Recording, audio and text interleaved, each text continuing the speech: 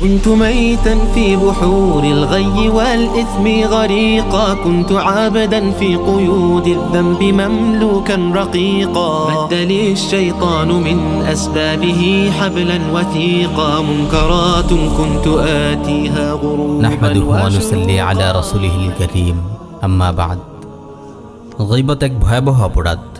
একজন মুমিন কখনো তার ভাইয়ের গীবত করে না, কেননা কুরআন গীবত করাকে স্পষ্টরূপে হারাম ঘোষণা করেছে। আল্লাহ তাআলা বলেন, ওয়ালা ইয়াগতাব বা'দুকুম বা'দা আইয়ুহিব্বু আহাদুকুম আন ইয়াকুলা লাহমা আখিহি মাইতান ফাকারিহতুমুহু ওয়াত্তাকুল্লাহ ইন্নাল্লাহা তাওয়াবুর রাহিম। তোমাদের কেউ যেন কারো পশ্চাতে নিন্দা না করে। তোমাদের কেউ কি তার মৃত ভাইয়ের গোশত ভক্ষণ করা পছন্দ করবে? বস্তুত তোমরা তো একে ঘৃণাই করো। আল্লাহকে ভয় করো, নিশ্চয়ই আল্লাহ তাওবা কবুলকারী, পরম দয়ালু। এই আয়াতটি শোনার পর যে কোনো মানুষেরই গীবত বা পরনিন্দার প্রতি অন্তরে ঘৃণা জন্মাবে। গীবতকারীকে আল্লাহ মৃত ভাইয়ের গোশত ভক্ষণকারীর সাথে তুলনা করেছেন। একটু ভেবে দেখুন, মৃত ভাইয়ের গোশত খাওয়ার বিষয়টি কত বিভৎস, কত বিশ্রী একটি ব্যাপার। কেউ যখন গীবত করে সে মৃত ভাইয়ের গোশতই খায়। আল্লাহ আমাদের হেফাজত করুন। একজন মুমিন গীবতকে খুবই ভয় করে, তাই কখনো অসতর্কতায় কারো গীবত করে ফেললে সাথে সাথে তাকওয়ার দিকে অগ্রসর হয় এবং তাওবা করে ফেলে। আয়াতের শেষাংশে আল্লাহ তাআলা তাকওয়া ও তাওবার কথা এজন্যই বলেছেন যেন কেউ গীবত করে ফেললে দ্রুতই তাকওয়া অবলম্বন করে এবং তাওবা করে। প্রিয় ভাই, গীবত থেকে বাঁচতে হলে সবসময় জবানকে নিয়ন্ত্রণে রাখতে হবে। মুসলিম ভাইদের ব্যাপারে মুখ খোলার সময় সতর্ক থাকতে হবে। সহিহ মুসলিমে বর্ণিত হয়েছে, রাসূল সাল্লাল্লাহু আলাইহি ওয়াসাল্লাম সাহাবীদের জিজ্ঞেস করেন, আতাদরুনা মাল গীবাহ, তোমরা কি জানো গীবত কাকে বলে? তারা বললেন, আল্লাহ তার রাসূল সাল্লাল্লাহু আলাইহি ওয়াসাল্লামই ভালো জানেন।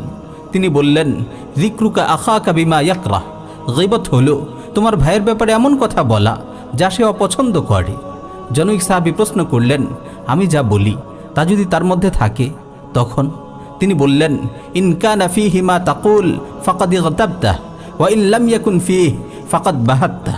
তুমি যা বলো তা যদি তার মধ্যে থাকে তাহলে তুমি তার গীবত করেছ, আর যদি তার ভেতর তা না থাকে তাহলে তুমি তার নামে কুৎসা রটিয়েছ।